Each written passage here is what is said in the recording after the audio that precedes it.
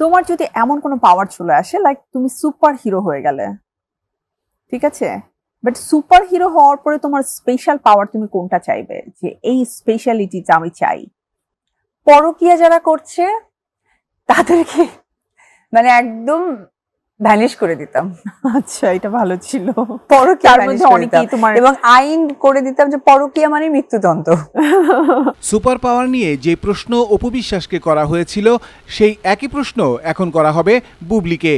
আর বুবলি এই প্রশ্নের জবাবে বলেন, এবারে বলো, মানে সুপার হিরো, ঠিক আছে, সুপার ওমেন না, কিন্তু সুপার হিরো যদি তুমি হতে, তাহলে অ্যাকচুয়ালি কোন পাওয়ারটা নিজের মধ্যে চাইতে?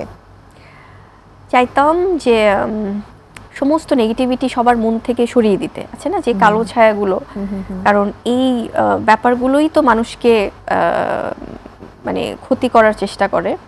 সো আমি চাইতাম যে ফুল অফ পজিটিভিটি যেন পৃথিবীতে থাকে, সো সেগুলো রিমুভ করে দেওয়ার ট্রাই করতাম যদি সুপার পাওয়ার থাকতো।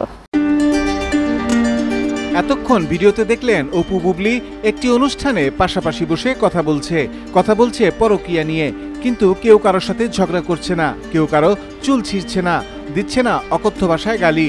এটা সম্ভব হয়েছে কারণ এই ভিডিওটা এডিট করা ছিল। যদি সত্যি সত্যি এরকম পাশাপাশি তারা কোনোদিন বসে, তাহলে সেদিন দেখবেন একজন আরেকজনের চুল টেনে ছিঁড়ে ফেলবে, অকথ্য ভাষায় গালাগালি করবে।